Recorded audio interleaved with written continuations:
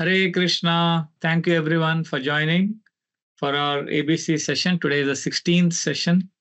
I'm very happy to see many of you have been consistent and you have taken part in these sessions. Thank you so much. Today we are going to discuss a very important topic. What exactly is spiritual life? Is it a war or is it like a sport? Is it like a sporting match? So this will require little open-mindedness also to understand and discuss, because psychologically we see that devotees go through a lot of challenges. So I want to begin with a very sobering incident, and then we can start the class. So some time ago, I would say maybe last year, just little before that, one person became quite friendly with me. He was a very, very established devotee, and he would attend my retreats in Govardhan Eco Village. And we had email exchanges also. And he would ask nice questions, and we had good discussions and interactions. So one night, I received an email from him. And the next morning, in fact, I was checking the email. And I saw his email. He had sent me around 10:30 in the night. So I saw that email and I was about to reply to him. And he's a very good devotee, been in the movement for more than 20 years, practicing Krishna consciousness. And just as I was about to reply to his email, I checked my WhatsApp simultaneously. In the Brahmachari forum, in our Radha Gopinath Mandir Brahmachari WhatsApp group, I saw a message which shocked me. And that message said that this particular devotee, whose email I was checking right now, this Prabhu has committed suicide last night. I said, what? And then I saw the email. Then I said, okay, maybe after sending the email of maybe half an hour after that, he committed suicide. He ended his life. Then I called up the devotee. I asked him, who gave you this news? And then I called up another devotee. And then I found out that he had committed suicide. He ended his life. And here I'm reading his email, which was another, just like any other email. Thank you, Prabhu. How are you? And, I have some questions. And we were like regular email exchanges. But when I realized, when the reality sank in that he's actually ended his life just maybe a few minutes after sending the email to me, and I was about to reply to him, it just froze me. I was so shaken to the core. And I was aghast, actually.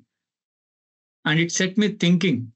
I had, what happened? What has gone wrong?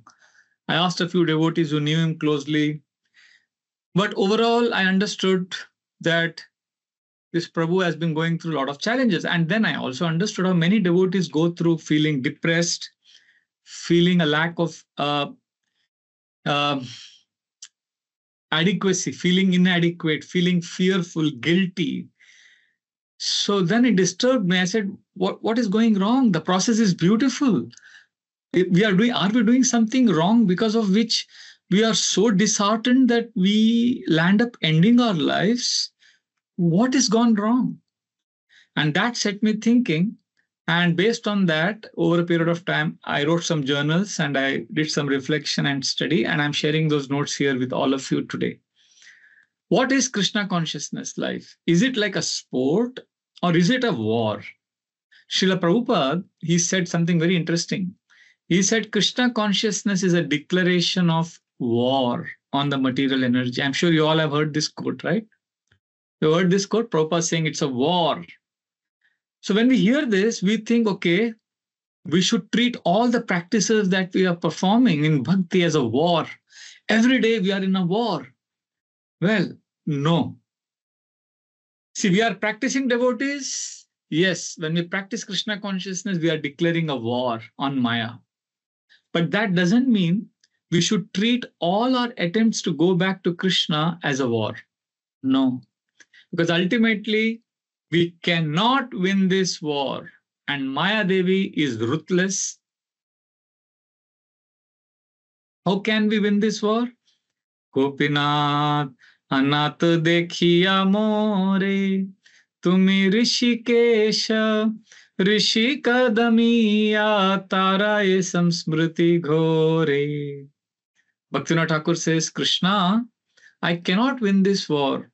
I can only win this war if you take charge of my senses. You are Rishikesh. You can control my senses.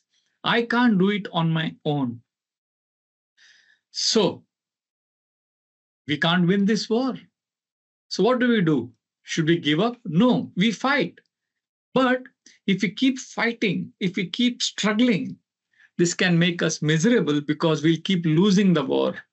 And for a long time, we keep losing until Krishna makes us win. So what I'm proposing today is let us try something different, something which Srila Prabhupada also did, which is we fight, but not as if we are in a war, but with a different paradigm, which is the paradigm of a sport, of serious sport, like in Olympics or professional sport.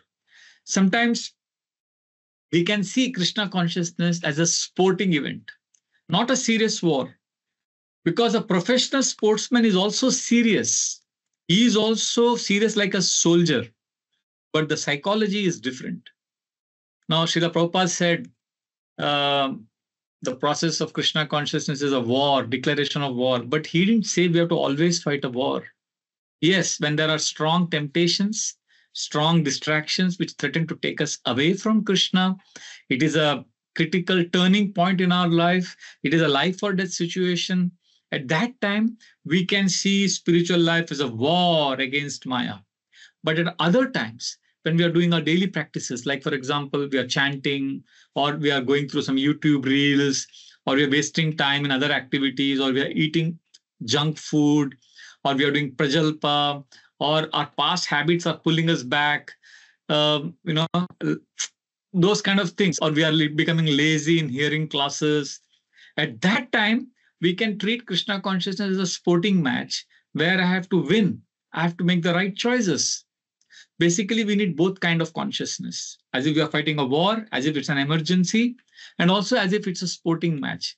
Because war consciousness keeps us sharp. See, there is a serious danger. War means there is danger. But we also need sports consciousness, because if you see, when we play sports, we are joyful, we are excited. So Krishna consciousness has to be joyful. Like, if you see Srila Prabhupada's own example, he would fiercely debate with his devotees, with his disciples, but he also had the ability to simultaneously laugh. I saw one pastime of Srila Prabhupada, I heard, where Srila Prabhupada was watching a devotee crying because of his struggle in Krishna consciousness. Srila Prabhupada heard him, and then to encourage him, because the devotee was crying at his failure, Srila Prabhupada said, it is okay. Now you can rise. Now you can come back to Krishna. There is one very famous lecture of Srila Prabhupada, September 15 or 18, during that time, 1975 in Vrindavan. This is a lecture series on the 6th canto of Srimad Bhagavatam.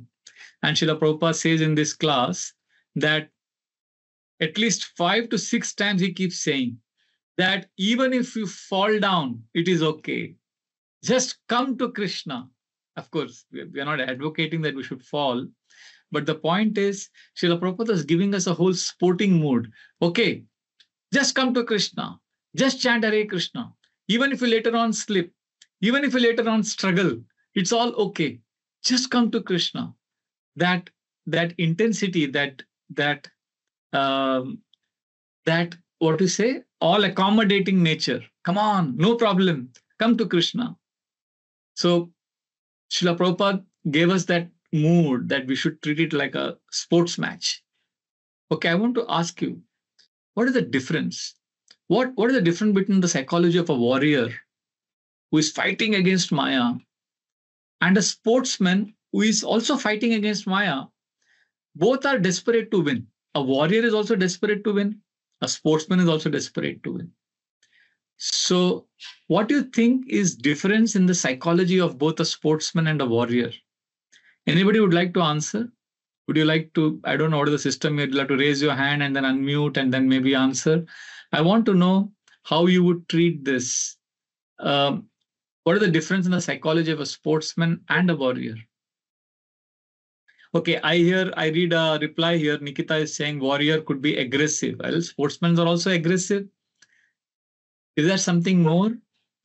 War is about life and death. Yes, life or death. Warrior is like, yes, warrior is an urgency. Yes. So, what is ideal for a devotee? Should we be in a warrior consciousness or a sportsman consciousness? Well, to understand this, we'll have to take one step back in Krishna consciousness, because warrior means emergency consciousness. Sportsman means excitement in bhakti.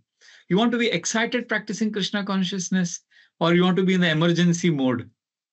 Arey, danger, bhakti. So sport is enjoyable, right? Yes. Now we will explore it a little deeper to understand the consciousness of a devotee psychologically, how we should treat this, how we should take ourselves in bhakti. Let us take one step back. Let us understand what is happening in our life. The Bhagavad Gita explains that all of us in the 16th chapter is called divine and demoniac nature. Krishna explains in 16.6 that Arjuna, there are two kinds of, okay, I'm hearing a nice answer here. Sportsman is not afraid of losing. Yes. But a warrior doesn't want to lose. Yes. Warrior may not accept no for an answer. All these are beautiful answers. I'm now wanting you to take one step back and understand where is this all coming from. First of all, understand that there is something happening inside. There are two forces that are fighting within us. The 16th chapter, 6th verse, Krishna says, Arjuna, there are two kinds of created beings. One is called divine and the other is called demoniac. I've already explained to you in great length the divine qualities. Now hear from me about the demoniac. So if you read this, it's very clear. Krishna is directly acknowledging that there are two natures within us. There is a divine, and there is two sides. One is the bright side and one is the dark side. So the bright side means the sincere devotee. We all are sincere. We all have emotions. We all have aspirations that are pure. We all have that mood to want to serve Krishna. We all have that. But there is also a dark side, which we don't talk about, which is like we keep very quiet about it. Nobody knows about it. We carry a lot of things in our heart. And this is the conditioned nature. And we're desperate to overcome that. We're all desperate to overcome that. So there are these two natures within us. So what happens? Now, listen to this very carefully. The devotees who are struggling, who are going through depression or who are going through a lot of problems, they are the ones who think that I am acceptable, I am lovable, only if I show my bright side. The dark side which we have, it feels embarrassing. And of course, we are relieved that no one knows it. Only Krishna can see it. Imagine there is a big screen, and on that big screen, all the dark things we have in our heart is projected. Imagine if people had a device by which they could read our thoughts. What a disaster that would be, right? We'd all go crazy. Fortunately, nobody can know what we are thinking, but we all have that within us. Those desires are there, and it is scary. And because it is undesirable, so what many devotees do, I'm not saying you are doing it, but I'm saying many of us are doing this. We deny the existence of this dark side. We are hoping that I'll keep pushing forward in bhakti. I'll go to the temple, I'll do seva, I'll chant, I'll hear Bhagavatam, and all these dark things will vanish. Don't worry about it. And even when devotees admit that, I have this dark side, I have all these anarthas, we get angry for having those things. Like devotees have this mood. Why is this still in my heart, Prabhuji? I'm chanting for last 20 years. Why can't I be pure devotee? So this anger is like in a war spirit. We think I will conquer the anartha. I am desperate and we are angry. And you know what? Sorry to disappoint you. This anger which we have within at ourselves, at our not being so advanced, it won't help us at all. Devotees who are very angry and determined, it doesn't help them because the anger doesn't free us. It actually drains us. It makes us tired. And the push that we have, I want to be good, only good. So internally, it creates fragmentation. We get torn apart. And sorry to say, it also leads to hypocritical behavior. So devotees have many times two sides. On the one hand, we express how, I want to be a nice devotee, but we secretly do things which betray our own values. So today I want to propose a different strategy. This famous, I don't know if you've heard of Viktor Frankl. He's a very famous Holocaust survivor. He's an Austrian psychologist. He was in the Nazi concentration camp. He survived narrowly. And he made this famous statement that when we are no longer able to change a situation, if we can't change a situation, we are challenged to change ourselves. We need to change ourselves. And therefore, I'm proposing this counterintuitive strategy that is, real wisdom lies in understanding and working skillfully with both the good and the bad side. See, many of us, we are victims of denying the bad side. We don't even want to talk about it. We just want to focus on the good side. Today, hold your breath, take a deep breath, and try this out. Listen to this with an open mind. Let us accept our dark side. Okay? And let us accept. Let us not deny it. It exists. So the strategy I'm proposing is for happiness is this. Let us accept the dark side as part of being human. Okay, I'm a human being. I have this side. And then we aspire to move forward. I'll repeat. We accept I have all these anarthas and it's okay. I'm a human being. And now I will move forward. This is not resignation. This is not shamelessness. This is not being cheap. Hare, Prabhuji, you are saying we should accept our anarthas? We should accept all the dirty things we have in our heart? Yes, that's exactly what I'm proposing. Oh, but this is dangerous. We will become shameless. No. Please listen to this. I'm talking about consciously integrating the bad and the good things within our heart. And it is the art of embracing our complete humanity. See, when we embrace our complete humanity, then we can move on the path of authentic Krishna consciousness. See, Krishna has explained very clearly in the 6th chapter of Gita that one who has conquered the mind is the best friend. And one who has failed to do so, the mind will be the greatest enemy. We all have, this is a very famous verse, 6.6, right? It's a simple verse, but it reveals a profound truth that we all have two sides. One side is a friend and the other is an enemy, and both are real. See, both the good and the bad are part of who we are. And the way we relate to these two will determine the quality of our spiritual journey. Our spiritual journey is dependent on how we treat the dark or the bad part of ourselves. See, you can't hate yourself. If you think you are mad, you are bad. No, you're not. You're not demoniac. You are a human being. Okay? And a human means, okay, you are not a pure devotee. Okay? You may be, some of you are, but I'm just saying, let us say we are not pure devotee. It's okay. We are human. And being human means carrying both the friend, mind as a friend, and also the enemy, or the light and the shadow, the good and the bad. We carry both. Let us carry both. If you deny this humanity, then you will never be able to enter true spirituality. Because see, it's like this. We are in animal consciousness. We want to come to spiritual consciousness. But we can't jump from being animalistic to spiritual. From animal consciousness, we have to come to human consciousness. And from human consciousness, we move to spiritual consciousness. And human consciousness basically means awareness, accepting who we are, honesty, and then the aspiration to evolve, to grow. If you deny your shadow, if you deny your humanity, then you cannot progress, because we have to claim our humanity. If we don't be human, then we cannot authentically claim our divinity, our spirituality. So we all face this tug of war, pulling, there is a higher self and there is a lower self. The higher self, what does the higher self want? Higher self wants you to chant nicely, but the lower self says, "Arey chodo yaar, watch YouTube, watch Netflix." For this higher self and the lower self, there is a tug of war in the heart. Now, what happens? We think, "Oh, I'm so bad. Oh, this lower self is so much there in my heart." Wait, please remember, this inner battle is natural. It is not abnormal. Don't panic.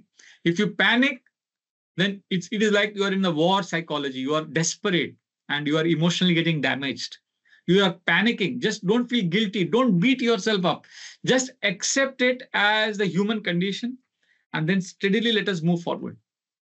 I want to quote a very nice verse from the Bhagavatam. This is 1.2.17, where Sutta Goswami is saying, Shrinvatam Sakata Krishna Punya Shravana Kirtana Hridayantastoya Vadrani Vidu Noti Suhut Satam. This is the verse where Sutta Goswami is saying that Krishna is the Paramatma in the heart and he is a benefactor of the truthful devotee. He cleans the heart of all material enjoyment and he cleans the heart of that devotee who has developed the urge or the inclination to hear about Krishna.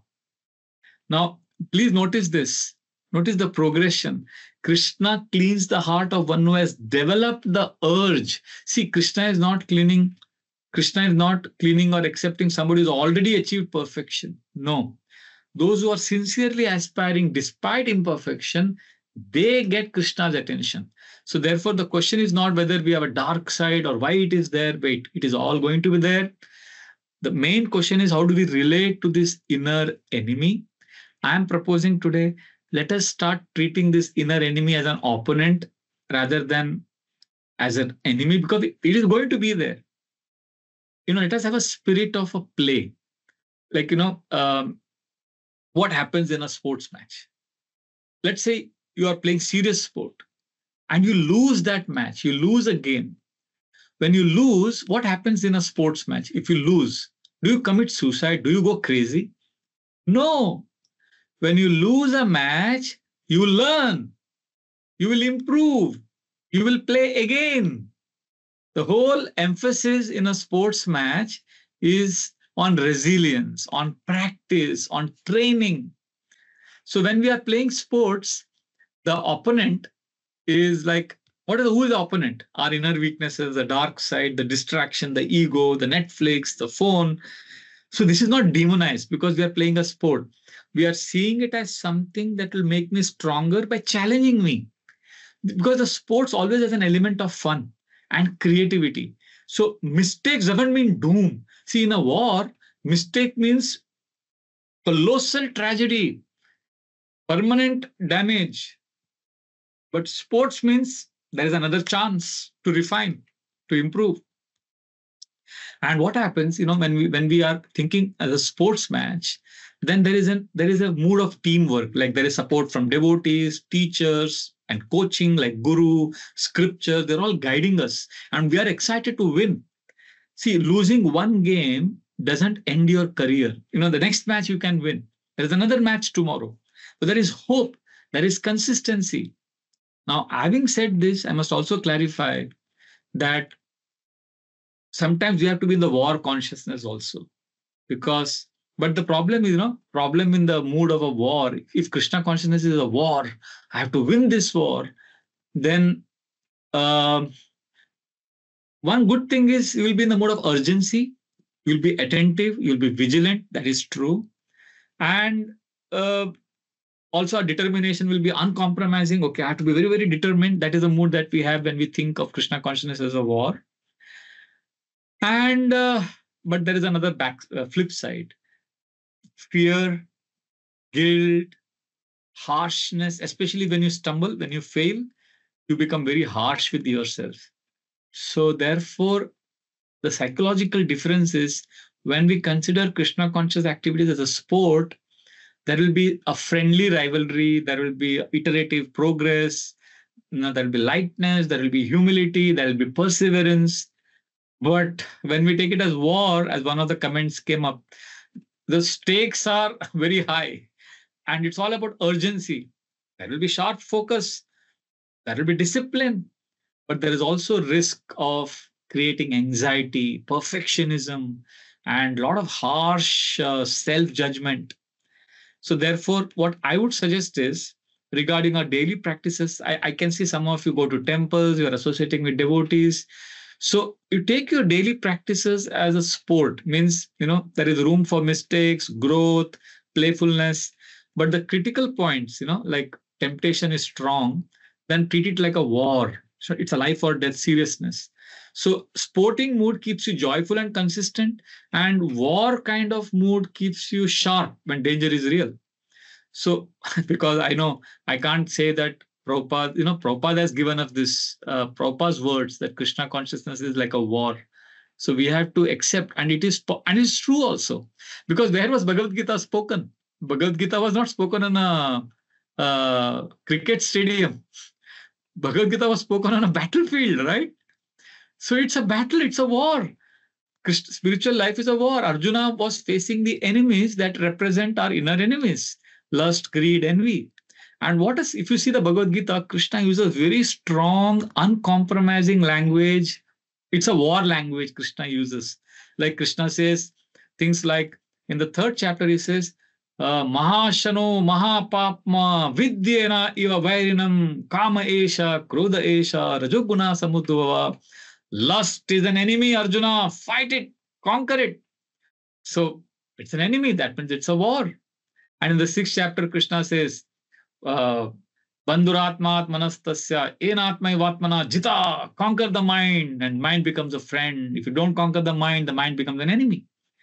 So Krishna has used the war metaphor in the Bhagavad Gita to help us see the urgency, the vigilance, the uncompromising determination in Krishna consciousness, so that inner weaknesses is not to be negotiated. It has to be conquered, right? This is the way it is. But there is another side to Krishna consciousness. Krishna is always playing sports in Vrindavan. See, Krishna, we have to also see Krishna of Vrindavan. Vrindavan Leela is sporting. Krishna is having fun with his friends. Spiritual life is serious, but it is ultimately a joyful sport. The soul is with Krishna. And if you see Bhagavad Gita, 6th chapter, Krishna says, balance. Yuktahara vyarasya. Krishna says, balance in your eating, sleeping, recreation. So what is he saying? There's a flavor of, when Krishna is talking about balance, the flavor is of a training regimen, like a sports person has a training schedule. He leads a balanced life, like an athlete, basically, where there is intensity, but there is also balance. You are balancing your eating, sleeping, recreation. And when Arjuna tells Krishna in the Gita that, oh, Krishna, I cannot control my mind. My mind is so powerful. It is restless, chanchalam. It is turbulent. I can't do this, Krishna. And what does Krishna say? Krishna gives Arjuna a sporting mood. Krishna says, Arjuna, yes, mind is very difficult to control, but abhyasena tu vairagena cha guyate. Abhyasa. Krishna says, practice. By practice, you can control the mind. So the word practice, when Krishna uses, practice refers to a player who keeps training and getting better. See, in a war, you cannot practice. If Krishna had to tell us that bhakti is like a war, then you cannot practice in a war. But Krishna is telling us, practice. When Arjuna says it is difficult to control, Krishna says, asamshayami mahabhavo mano duni graham chalam abhyasena tu kaunteya. Abhyasa. Abhyasa means practice.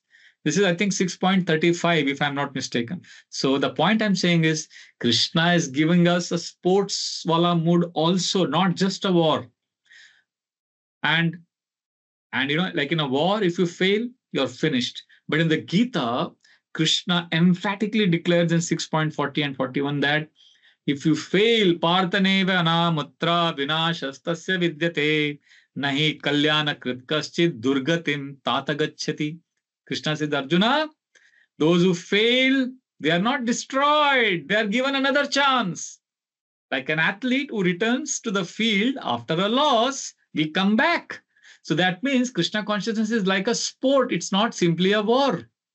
It's very clear the kind of example that Krishna is giving. Because the war will give us fire. We have to fight these enemies. But sports gives us a heart. It makes us happy because even if you slip, it's not the end. You can get up, you can learn, you can play, you can be happy in Krishna's company. So the inner life is, yes, it's a war, it's a sport. It's a war because our anarthas will not spare us. We have to keep fighting them under, with vigilance, under the guidance of devotees. But it is also a sport because Krishna loves to play with his devotees. We practice, that is a sport. Every day we are practicing, we are training. Soldier, when we are in the soldier mode, I've seen devotees have this good sense of urgency. But we also need resilience because we will lose to Maya sometimes, and many of us may lose many times. But when we are in a sporting mode, we are sharp also and we are joyful also. Because you see an athlete, he doesn't get discouraged if he loses one game. In fact, when he loses, he trains harder. He learns, he returns to the match. Similarly, devotees, Krishna has assured us in there is another verse in the second chapter where Krishna tells Arjuna, I don't remember the verse. Neya vikrama na shosti pratyavayo na vidyate swalpam api asya dharmasya trayate mahato bhayat. Krishna tells Arjuna that, Arjuna, there is no loss. Even if you fail, you will be given another chance. So I hope you are seeing this. Both are needed. We need to feel we are in a war, but I'm a little biased towards sports because I feel, when we keep thinking we are at a war, we become very harsh upon ourselves, and also we become harsh on others, and we become, there's a risk of falling into guilt whenever you stumble. But the problem is, if you only look at it as sports, then we may become casual and lose the seriousness that is required for progress. Like, we have to be serious. But if we combine both, then our vision becomes complete. Like, if we are in, because if you're thinking of war, then we'll become vigilant, we'll be determined. But if we think of Krishna consciousness as sports, we'll be humble, patient, and there will be joyful perseverance. We'll persevere. So therefore, we need both sports and war mood. But as I told you, I may land in trouble, but I have a bias. I have a prejudice. I prefer to see Krishna consciousness as a sport because maybe I am from a sports background. But I want to clarify, not an ordinary time pass sports that you play in your house. I'm talking about serious professional sports like Olympics, intense sports, because there, we are competing hard. We want to win. See, we want to overcome our anarthas, but remember, it's not a war. It's a serious sports match. Like, because when we see life as a sport, then we won't get depressed. Because when you lose in a sports match, if you see sports people, when they lose, they learn. And they want to see, I don't know if you've heard a very famous quote of Nelson Mandela. He said, I never lose. He said, I always win or I learn. It's a nice quote. I never lose. I always win or I learn. So the point, what does this mean? This is basically echoing the spirit of a sportsman that, okay, my inner struggles are there. I'm not going to sit and brood over, oh, I slipped. Oh, I had this problem. No, I'm a sportsman. I accept I lost. I learn lessons from it. I return stronger for the next match, for the next day, for the next event. I respect my opponent and I fight fiercely to win. Please remember, I'm taking you back to what I said earlier. We have a lower nature. We have the dark side. This is a very, very important point. This is very serious stuff because, how we see our dark side is very important. If you see it as an enemy, a hated enemy, then you are getting stressed. But if you let us see our dark side, the undesirable part of ourselves, as a worthy rival in a sporting match. See, a war leaves us bitter. War leaves us drained. A war makes us fearful. I don't know if anybody is excited when there is war. I mean, there is always, recently when a 4-day war happened between India and Pakistan, I was in London at that time. And I was so fearful, although I was in London. In one sense, I was safe. And then I had friends in Amritsar and Kashmir in Srinagar, and they were writing to me about the Pakistan attacking with drones and all of that. And I was like, my God, it is serious. War looks very exciting in movies, but in real life, war is scary. And most of the soldiers who fight in the war, they go through PTSD, post-traumatic stress disorders. Nobody has a cool life after war. They go through real emotional challenges because war is intense. But sports, if you see, professional sportsmen also have discipline. There is intensity.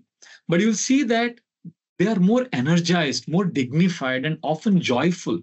If you treat your inner battles as a sport, then every time you fall, that will be a lesson. And every time you rise, you will feel a sense of victory and confidence, and you will grow forward. Because in the long, see, we have to do bhakti for a whole life. What matters is not one day's result or, it is like sincerity of consistently, you show up to play. One of my famous quotes is Roger Federer. I'm sure all of you know. I don't know if you know. So I follow sports news, and I want to share what really inspired me. Roger Federer is one of the greatest tennis icons. Is arguably the greatest tennis player ever. And he made a very beautiful statement. He gave this lecture, I think, at Harvard or Princeton. And he said, when he's playing a particular point, he says that when I'm playing that point, when I'm playing that match in tennis, this point is the most important. There is nothing more important than this. For me, this point is everything. But the moment that point is over, then everything of the past is useless. It's all gone. I don't care about it. It's a very interesting point. So when we are in the sports mode, in Krishna consciousness, we may have done a lot of things. We can't sit on and rest on our glories and laurels. Ho gaya wo. That was yesterday. Today Maya Devi is coming again with a challenge. I have to fight. I have to play. I have to be serious. So I'm proposing today, in today's class, to our sincere devotees who come on ABC sessions, that I'm requesting you, let us move from the war imagery in our head. Bhakti, many of us have created this war kind of mood. Let us move to a sports imagery. Sports is more exciting because, okay, I'll tell you what is my real, where I'm coming from. I want to protect our emotional energy. Okay? We have emotional energy and we want to protect it because war, the word war indicates destruction. War indicates hatred. War means there is no coexistence. Your dark side cannot exist along with your good side. But sports mood suggests that, okay, my dark side is there. It's like an opponent. I respect and I accept my dark side. I'm resilient. I will fight back. Sports indicates fairness, repeated opportunities. And also, if you see in the long run, if you are in the mood of a sportsman, if let's say you are in a sports mood, then you'll also not feel shame. Many devotees are suffering from lot of shame. Guilt is okay, I did something bad, I have to improve, that guilt is good. But shame is worse than guilt. Guilt means I did something wrong which I should not have done. That is guilt, which is good. Shame is I did something bad, so I am bad. So when we start judging ourselves, that becomes extremely dangerous and debilitating. So shame is I have a dark side, so I am unworthy.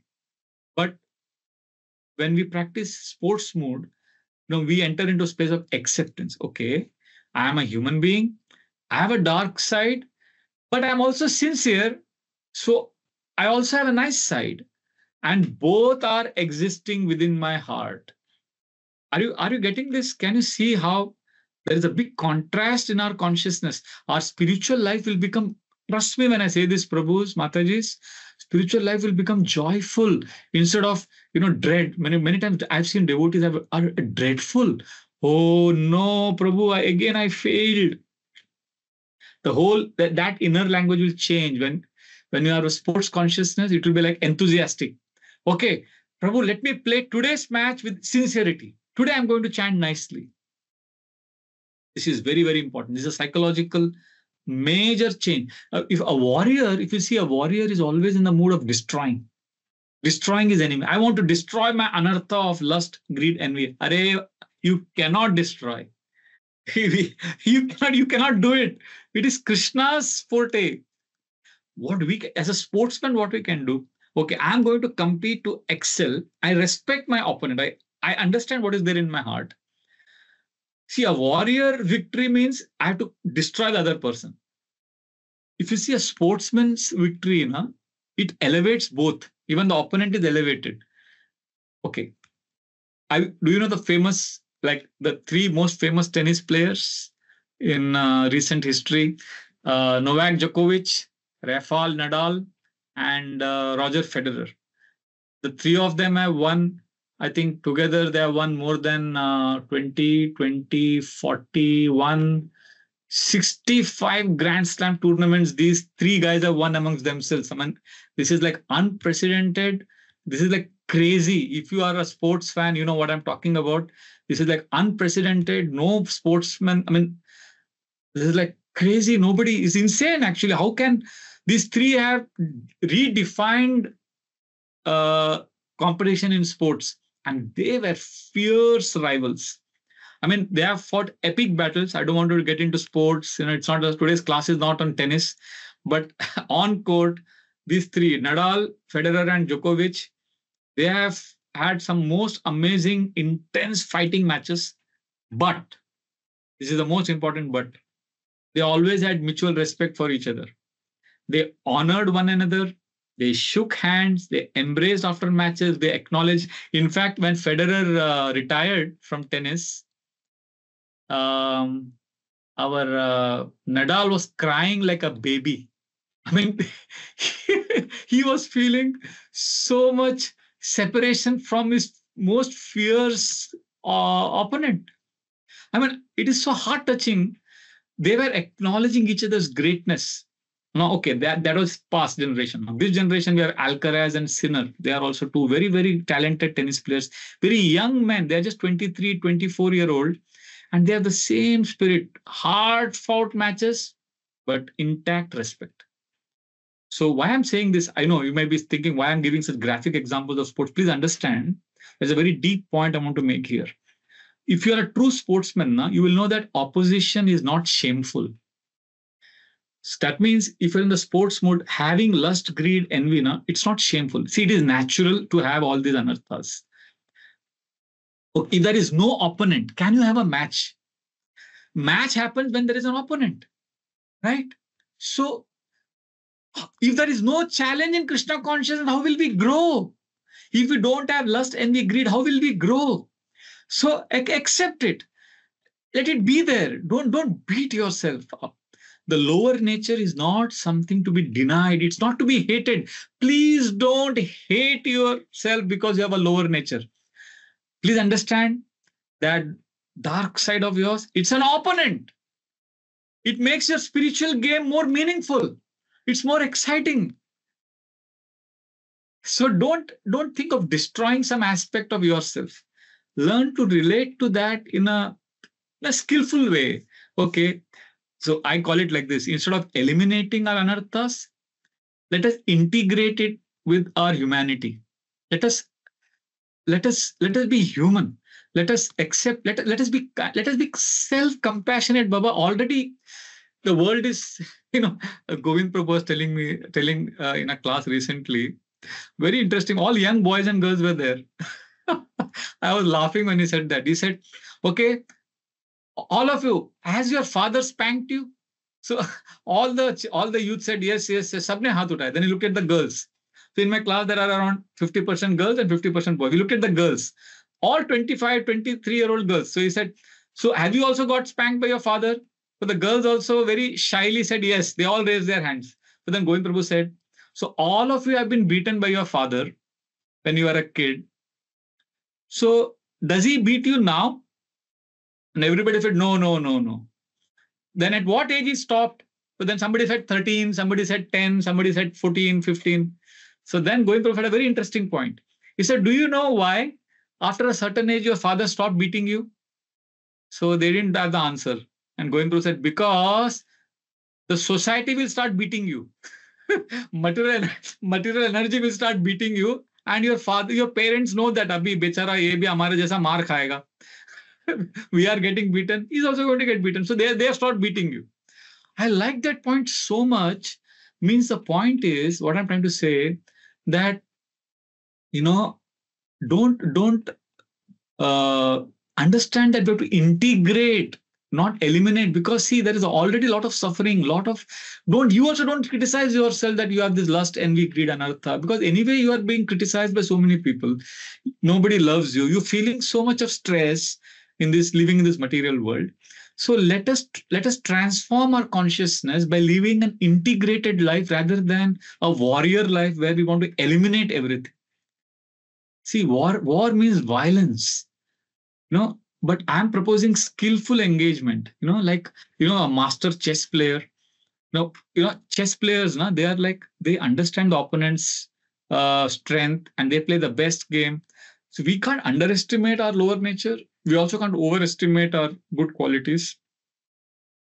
We should practice awareness. Yes. Okay. My inner landscape is like this.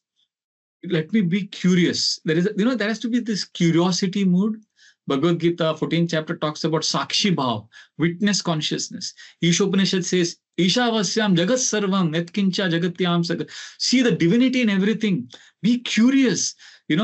Like even your own contradictions, even your own lust, start observing it, become aware. Jai Shetty, our Ghanshyam Priya Prabhu, Jai Shetty was saying in one podcast, which I really loved. He said this voice of the mind and voice of the soul is different. He says mind's voice is certain and it is loud, whereas the soul's voice is soft and it is curious. The soul is always in a curious mood. Sakshi Bhav, is present, wants to understand, wants to know. So when we hear scripture, like for example, today you're hearing my class, you need to be in this curiosity mood. Okay, what is Prabhuji trying to say? What is the subtle, nuanced teaching coming here? How can I apply this? How can I understand this? How can I grow within? This is how we evolve. See, if you're thinking of Krishna consciousness as a war against Maya, then you will only look to be perfect. And when you are a perfectionist, there is no scope for mistakes. And the most miserable people in this world are perfectionists. In fact, I want to recommend one book I read long ago, How to Be an Imperfectionist. It's a beautiful book. I loved that book. I know it's not popular. Devotees will not like such books. But there are people who understood outside people, non-devotees have understood that perfectionism is causing a lot of problems in this world. So learn to be an imperfectionist also. In the sense, I'm not saying don't improve. I'm just saying if you are in a warrior mode, there will be no scope for mistakes. You have to be super alert. You can't be inattentive. You will say, Acha, Prabhuji, are you saying that inattention is okay? No, I'm not saying inattentive is okay. I'm just saying, even if I say, you should not be inattentive, always be attentive in chanting. This is what I'm, as a preacher, telling all of you. But let us now understand the reality. Are you inattentive? You'll say yes. In your chanting, you're inattentive. But what am I saying in classes? We should always be attentive. So I'm now saying, okay, instead of what should be ideal, let us face the bitter reality. The reality is we are often inattentive. Okay? We are not perfect. But if you keep thinking of Krishna consciousness as a war, you will always keep beating yourself because you're inattentive. So I'm saying let us shift the gear and let us understand that Krishna has assured us in the second chapter of Gita, there is no loss, there is no diminution. Krishna said, I will protect you from the most dangerous type of fear. Krishna values sincerity, dear Prabhus and Matajis. He doesn't value your perfection. He doesn't care about your success in bhakti. He doesn't care whether you have become successful in controlling your mind. Krishna cares nothing about it. Krishna wants to see, are you sincere in your efforts to overcome your anarthas? Krishna values not achievement, but effort. Krishna values not perfection or success, but sincerity.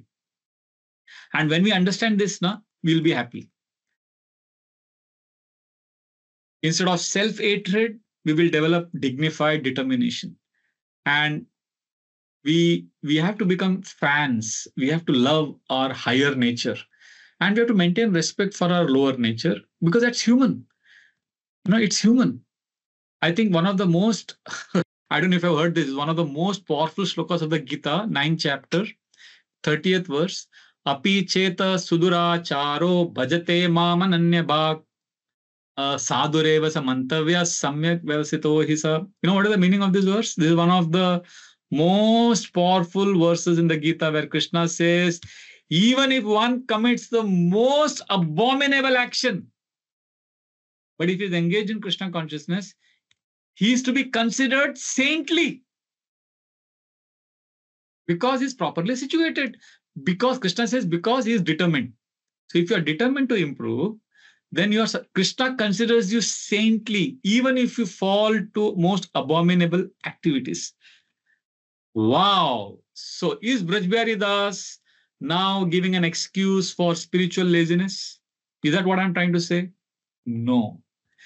See, I'm just saying that we need to recognize that Krishna is looking at sincere aspiration, and that aspiration itself is sacred. Even though you're falling down because you're aspiring to come closer to Krishna, you are good, you're lovable.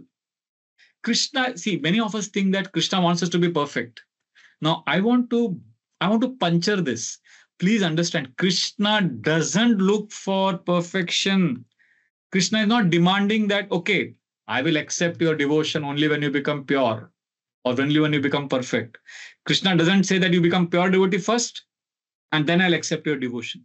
Krishna has never said that. Krishna says, Krishna wants us to come to him now, wherever you are, however fallen you are, come to Krishna now. Because, see, Krishna will transform. See, our devotion, however fallen we are, if we come to Krishna, then Krishna will transform our devotion into perfection. You don't try to be perfect. You just be sincere. I hope I am clear about what I'm sharing. See, we all have lower tendencies. We are fighting with our lower tendencies. And sometimes we win and sometimes we lose. We all lose, right? Anybody here who's only been winning with this lower nature? Then you don't need these ABC sessions. ABC sessions are for struggling, failing human devotees. ABC sessions are not for those who are living with pure devotional standards, very high standards. For them, they can hear Shuddha Bhagavatam class. But ABC sessions are for those who slip, who want to rise again, want to focus on the next point in a sports match, and they want to keep playing the long game for 40 years, 50 years. We want to do bhakti whole life. Because Krishna is not going to judge us on a one-day scoreboard. Krishna is seeing our sincerity. Are you willing to show up? Are you trying? So my humble request today to all of you is, don't beat yourself down. Rise with grace, with dignity. Let us respect both sides of our humanity. Let us cheer for our bright side. Let us, we are all, see, spiritual life means self-mastery. We want to master ourselves, master our lower nature. But let us be determined to win like in a sports match. This is called self-compassion. Understanding that Krishna values our sincere effort over our achievements. Now, having spoken all of this, I want to touch upon a very, very sensitive topic now, which is part of this. Many devotees, whenever I've shared this, devotees say, yes, Prabhuji, everything I agree. But this dark side, this bad side we have, not many devotees speak about accepting our dark side. So one of the things devotees say that, Prabhu, I find it very difficult to accept the bad side of my personality. So now I want to spend some time discussing how to accept our dark side, the shadow. So to understand this, I want to share something from psychology. Carl Jung is one of the fathers of modern psychology. The 20th century, one of the greatest psychologists. He made a very powerful statement. Please listen to this carefully. And we will understand this from Bhagavad Gita also. But I want you to listen to this statement. This is like extremely profound. He said, one does not become enlightened by imagining figures of light, but by making the darkness conscious. I'll repeat it again. One does not become enlightened by imagining figures of light, but by making our darkness conscious. You know what is being explained here? That genuine growth in Krishna consciousness is not a fantasy. It's not that we imagine, oh, Radha Krishna are coming to me, I'm hearing Krishna playing flute. Oh, it is not fantasy, dear friends. It is honesty. Enlightenment is not attained by imagining figures of light. Means it is not attained by pictures of perfection or pretending to be pure. It's not that I'll fake it till I make it and I'm pure. No. Enlightenment comes when we are, the Lord Shiva drank that halal poison. We also have to drink that. It's like we have to be brave enough to face the darkness within, which is our weakness, our fears, our hypocrisy, our pride, envy, lust, despair. Take it. Then we can, because then we are allowing our darkness, we are becoming conscious. We are allowing the darkness to come in the front. We are seeing it for what it is. In the 5th chapter of Gita, Krishna says that when you are enlightened by knowledge, all ignorance will be destroyed. Then your knowledge will reveal everything, just like the sun will light up everything in daytime. So I'll repeat everything. Krishna says in the 5th chapter that just like he said, knowledge will destroy all darkness of ignorance, just like when sunlight comes, all darkness goes away. Now, please understand, sunlight means knowledge, Krishna consciousness. Just like when there is sunlight, all darkness goes away. Similarly, when Krishna consciousness is arising in the heart, all ignorance, everything. See, when there is sunlight, what happens? Darkness goes away, but something else happens. Let's say your room is very dark, very dirty, but inside you can't see anything. It's pitch dark, but it is stinking. And it's like highly stinking. I'm sorry for giving a very graphic example. Just imagine you are in a dark room. It's stinking like anything. And there is a big pot filled with human excreta, stool. And there is a big ball filled with urine. And there is one place where all vomit is collected. And all the foul-smelling substances coming from the body is all spread out, not only in the room, in pots, but also on the floor. And it's horribly stinking. And you are in that dark room and you don't know what is there. Similarly, our heart, there is a lot of lust, anarthas, envy. We don't know exactly what is there, but it is causing misery. We are feeling vacuum. We are not feeling happy. There is something troubling us. And then we come to Hare Krishna. We start chanting. We start worshipping deities. We start hearing Bhagavatam class. You know what happens? 5th chapter, 16th verse, Krishna is saying, it's like the sunlight. When the sunlight comes, what happens? The darkness goes. But Krishna doesn't say all this stool, urine, pus, everything goes. No, that doesn't go. Sunlight means darkness goes. Darkness goes means we can see what is there. We can see what is there in the heart. Wow. And that means we have to open our eyes and see it. We have to remove the curtains and allow the sunlight to fall in. That means if you are sincerely practicing bhakti, you will experience the paradox of coming face to face with all the dirty things and also feeling loved by Krishna. This paradox we have to experience. Those of you who want to know more details, you can read Journey Home. His Holiness Radhanath Swami Maharaj writes about his first meeting with Srila Prabhupada at Cross Maidan Pandal, where he says he was next to Srila Prabhupada and he was going through paradox. He says being with Prabhupada made him see his dark side and the good side, the bad and the good side, the light and the dark, the strengths and the weaknesses, happy and sadness.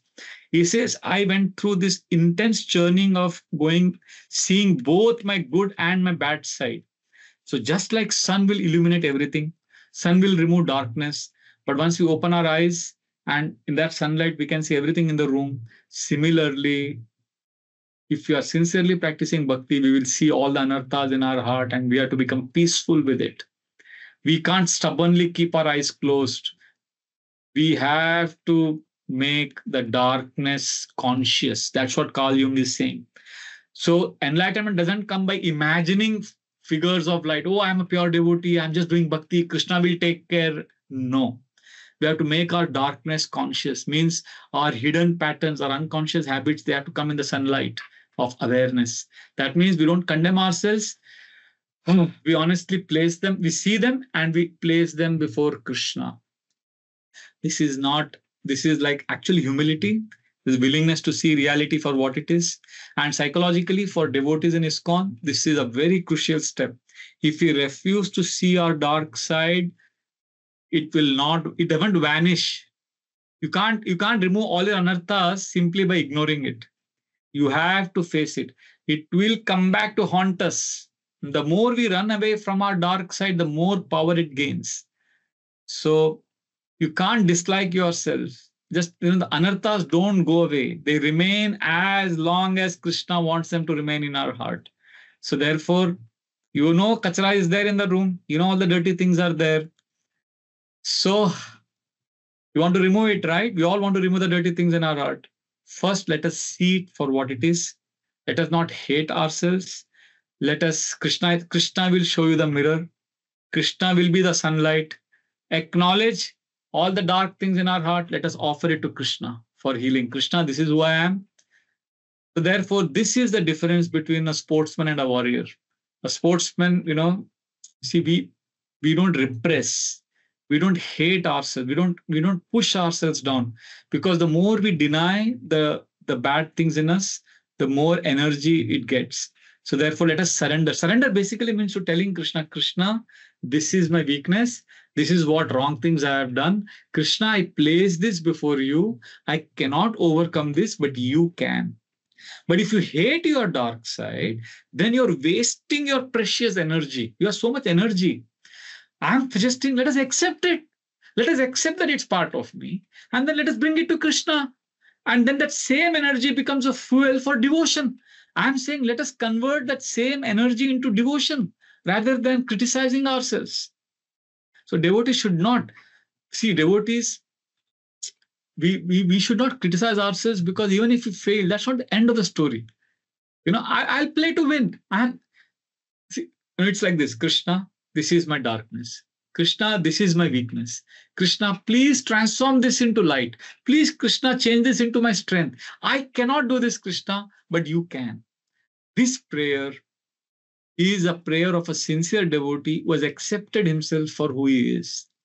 Therefore, bhakti does not teach us to deny our darkness. We don't want to glamorize our bhakti. We don't want to think that we are pure devotees. We don't want to condemn ourselves. We want Krishna's mercy to shine where it is most needed. We want Krishna to enlighten our hearts. Means we want to first accept that we have all this darkness, and then we want to cry for mercy. We can't deny this and cry for mercy. So therefore, let us move slowly in a mood of a sportsman. And if you see most of the sportsmen, those who curse themselves, they are never happy. They don't progress in sports. But those who are positive, those who accept, and they are the ones who actually make progress. So I want to stop here. There is so much more I want to share, but I want to stop here. I want to pause here because I can go on and on and on, because this is one of my favorite topics. But we can have some discussions here. If there are some questions, we can discuss, because ultimately the main theme, what I wanted to share today was, let us treat our inner journey, our inner struggles as not, okay, if I have to give a one-line takeaway, the main thing I want to say today is, okay, let me put it in.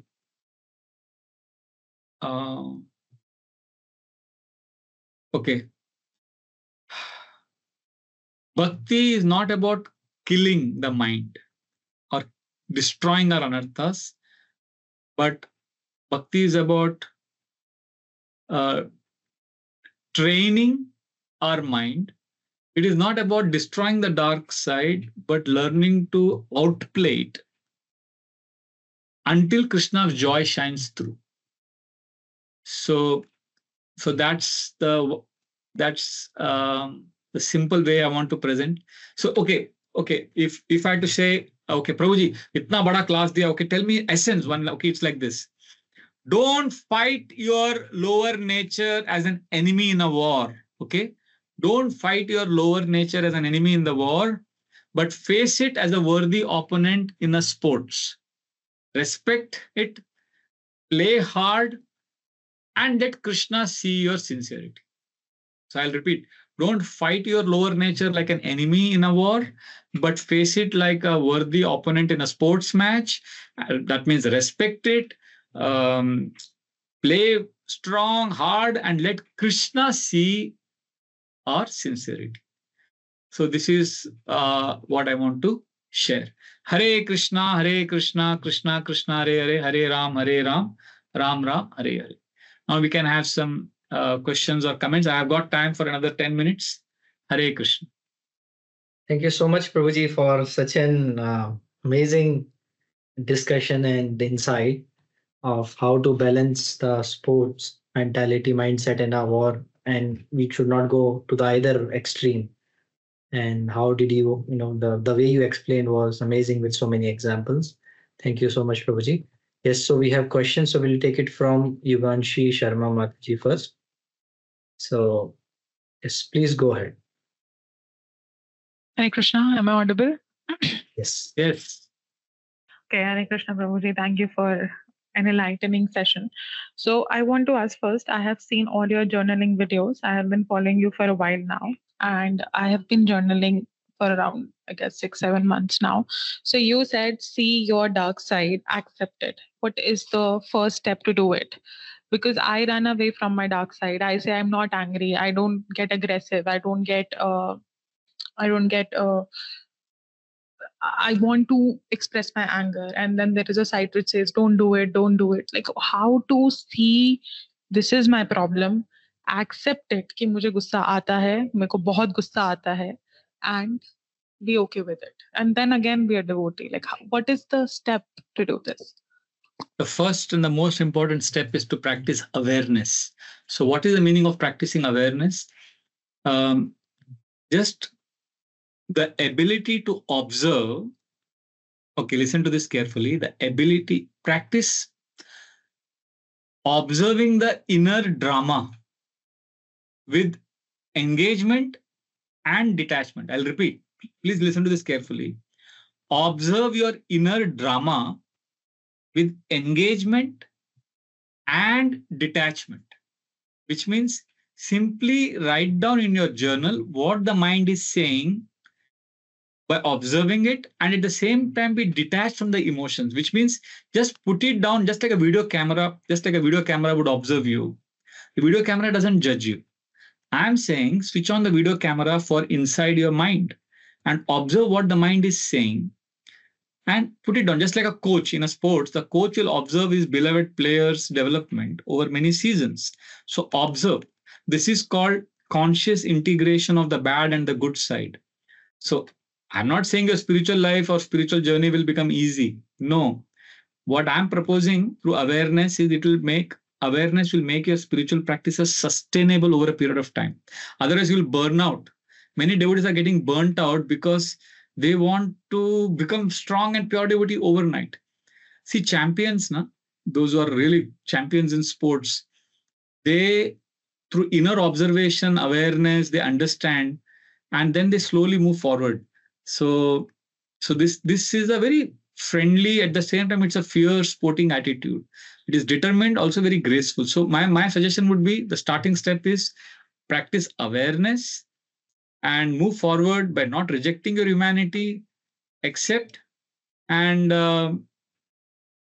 sanctify through conscious engagement. Write it down, observe it like that.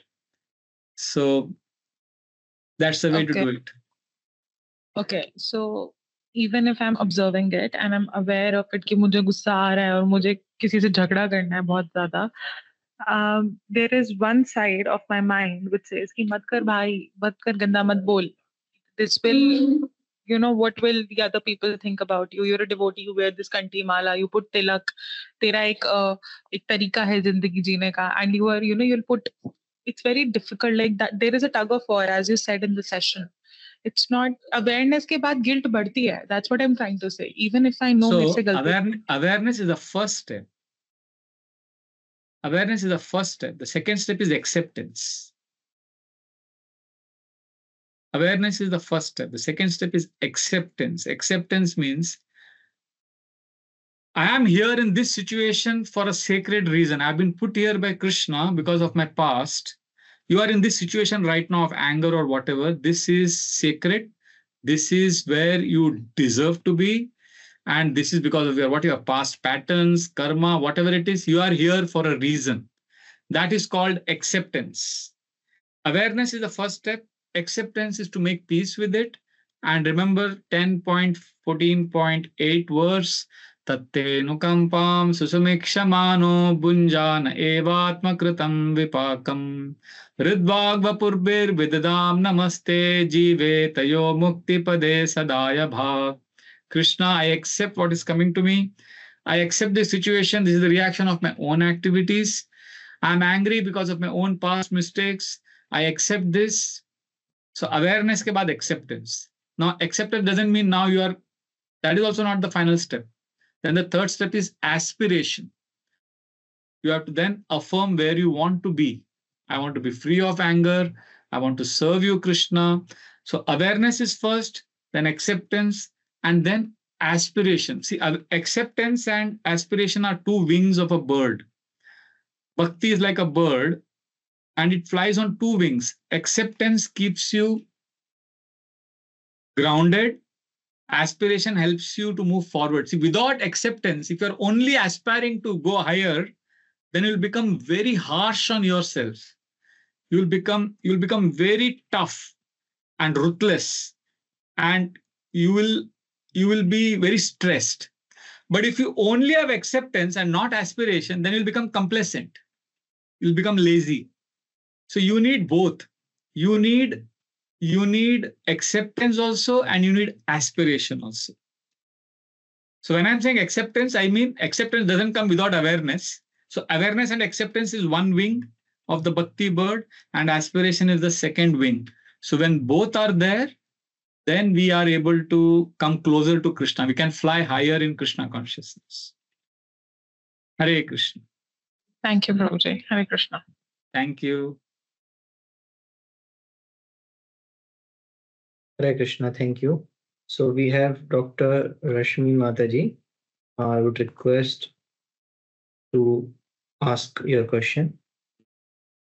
Hare Krishna, Prabhuji, Dandavat Pranam, and all glories to Srila Prabhupada, and thank you for a very, very beautiful lecture, Prabhuji. My question is, Prabhuji, that what is the seat of emotions, Prabhuji? What is the seat of emotions? The emotions arise from which place? Like we were told that we have this gross body, subtle body, and causal body. So emotions are where are they arising from? So the brain as this prefrontal cortex, also known as the frontal lobes. This is a thinking brain, analyzing brain. And human beings, 40% of the brain is the prefrontal cortex. But there is also amygdala, which is the feeling brain. So many of us, what we are going through is called amygdala hijack. The amygdala hijacks our rational part. So the feeling brain oversees or supersedes our thinking ability. In fact, if you compare animals, most animals have the prefrontal cortex is just 1% of their brain or 2%. Chimpanzees have some 7 or 8%. Only human beings have 40% of their brain as thinking, the prefrontal cortex. But still, unfortunately, it's just like if the brain is like a horse, the prefrontal cortex is like the reins. That means the thinking brain is the main thing, but unfortunately humans, we are not using it because the amygdala, the feeling brain, it just supersedes, it just overwhelms us because we are not trained, we are not emotionally intelligent, we are not practicing awareness of our emotions, and we are not able to separate ourselves from our emotions. So therefore, what we need to practice right now is to understand that the emotions are also arising in the same space where we also have the rational faculty. So through connection to scriptures, which are the higher intelligence, we hold the reins of the horses or the brain, and we are able to separate our emotions from what is the right thing. So therefore, emotions also arise in the same space because of the past pattern. Like for example, one Mataji, she was abused when she was a young girl. Once she was abused, and when she was being abused, there was coffee brewing nearby. So now that abuse happened, then that thing got forgotten and she carried on with life, but it had a traumatic effect on her brain. So now then she grew up, life was normal. Then she got married, she has children. Now she's 50-year-old woman and her life is smooth, comfortable, settled. But whenever in the last 30, 40 years of her life, whenever she smells coffee, she gets agitated, angry, frustrated because the emotions just rise. So what she needs to do right now is she just needs to practice awareness. Where is this coming from? She just needs to be aware of this. And if her prefrontal cortex is strong, if her thinking brain is strong, she has to process it and separate it. And she has to practice conscious awareness and acceptance and aspire to move forward. So like that. So this is the way we handle our emotions. Prabhuji, can I take it like this, that the emotions are arising at the level of intelligence? Because कई बार हम जब बात करते हैं तो emotions हृदय से उत्पन्न हो रहे हैं, ऐसा हमें समझ में आता है, और मतलब lectures तो मुझे ये थोड़ा confusion है, प्रभुजी. Yes, emotions come from the same source where we have the intelligence also, but we have to consciously choose higher intelligence, higher awareness.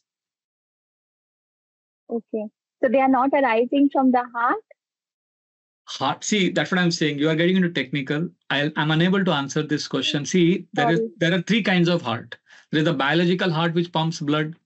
There is the emotional heart, and there is the spiritual heart. So emotions arise from the emotional heart. And you'll say, Acha, emotional heart, then what about the brain? So these kind of technical questions I'll not be able to answer. You'll have to ask someone else. I know the essence of what is happening inside, but if you want to enter the inner world and get into the technical part and separate the compartments within the inner world, then see, I am getting into the more nuanced, more subtle aspects. Yes. I cannot break it into structured information that you're looking for. I am incapable of that. Sorry, Prabhuji. Hare Krishna. Hare. Thank you, Mataji. Hare Krishna. So we'll ask now Sushil Shubh Mataji to unmute and ask the question. Please go ahead.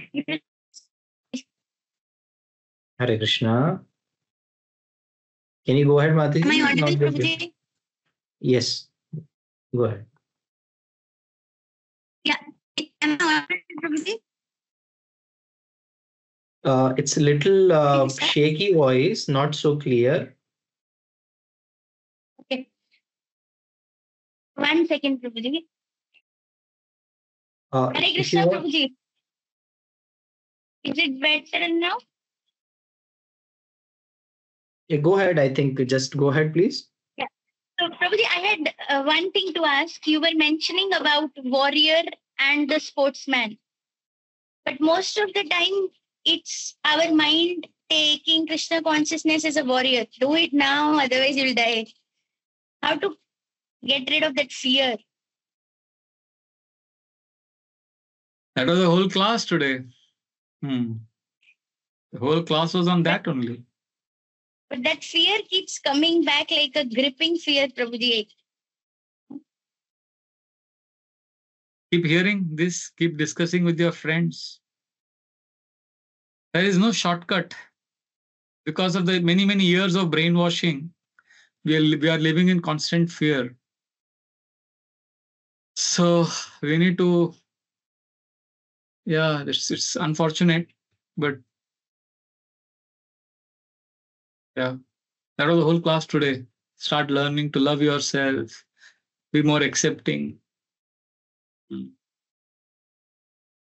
Because Prabhuji, when you mentioned that the devotee comes to suicide, I was also feeling very frozen, that the fear can take us to such extremes. And that time I really felt that this Sangha is a blessing, that, we can come here and at least open up and take shelter of devotees who are going through things and who can help us to come out of it. But yeah, that fear keeps gripping. Yes. So Yeah, it's a long really struggle. grateful. It's a long struggle. We have to keep helping each other and become aware of this fear, accept that we have fear and it's okay to be fearful. And then aspire, come forward to Krishna. Krishna, please take care of my fear. So like that, we offer our heart to Krishna, but with awareness and acceptance. So I think it's positive. It's hopeful. Thank you, Prabhuji. The picture of warrior and sportsman is really helpful. Like, I can now keep it and keep reminding myself. I'm really grateful. Thank you, Prabhuji. Thank you. Thank you, Mataji.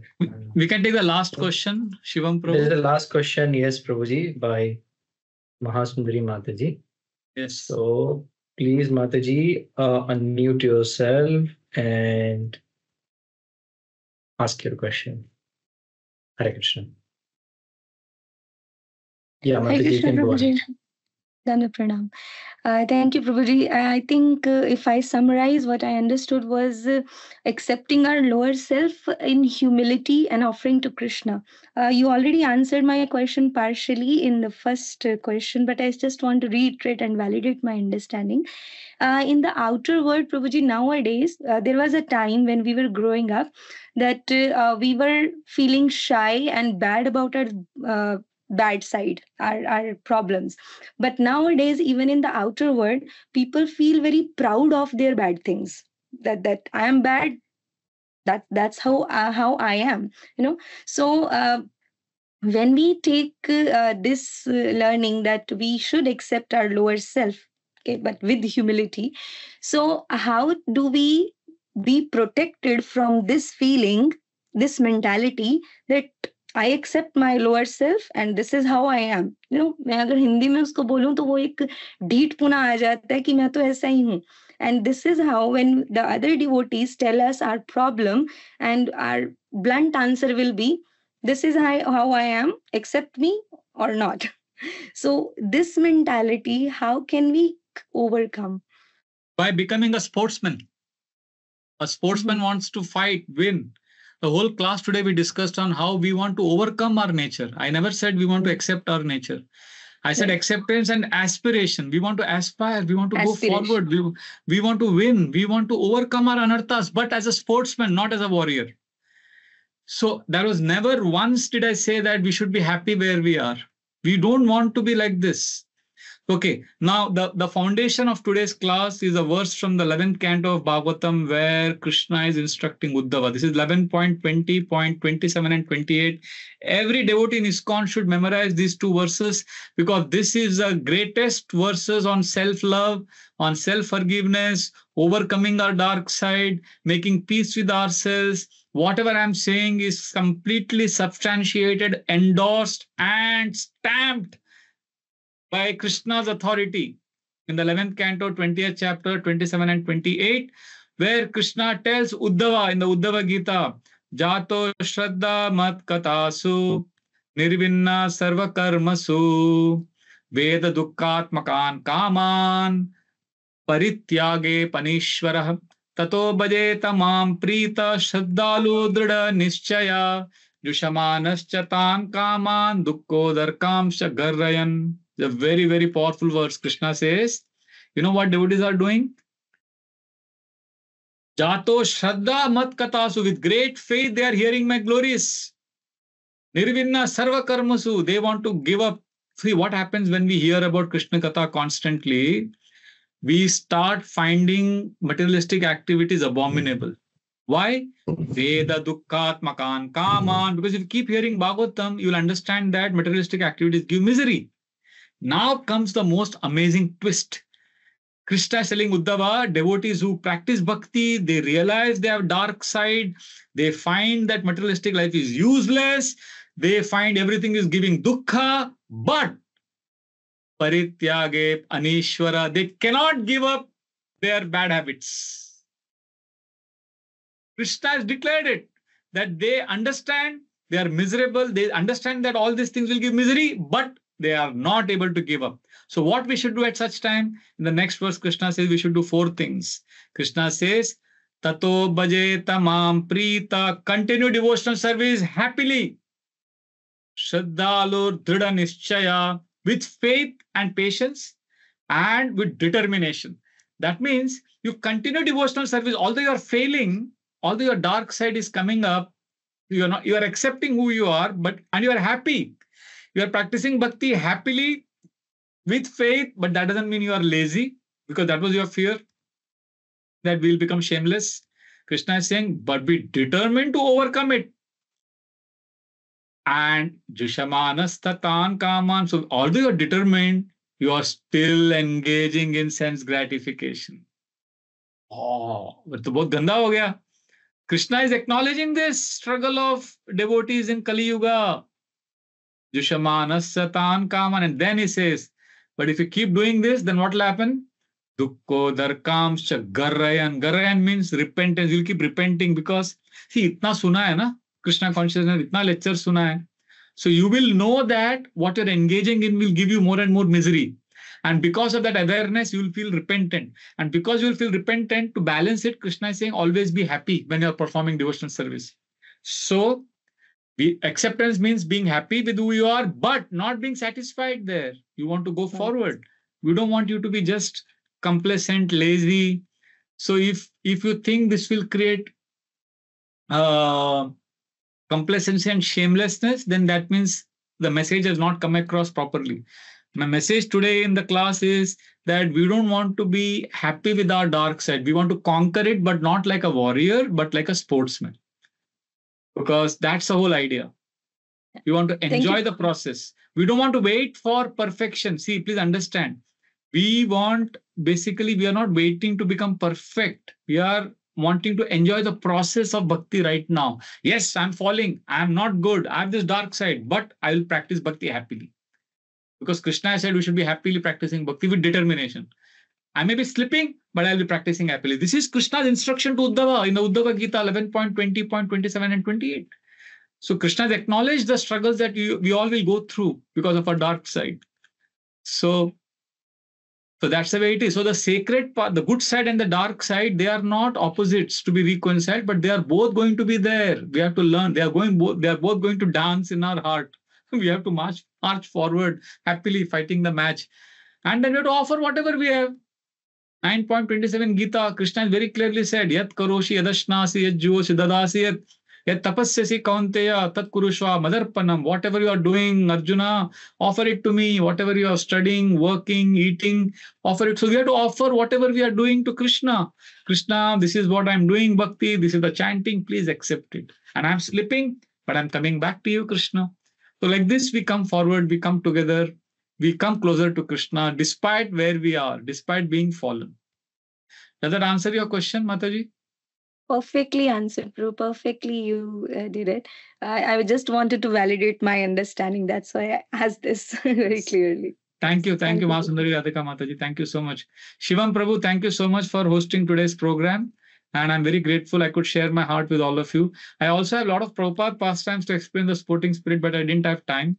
Maybe next time we will share a lot of Prabhupada pastimes where he had this sporting attitude, where he had this fun, very cool, where he was able to console devotees and take it forward, help devotees go forward. We'll discuss it some other time.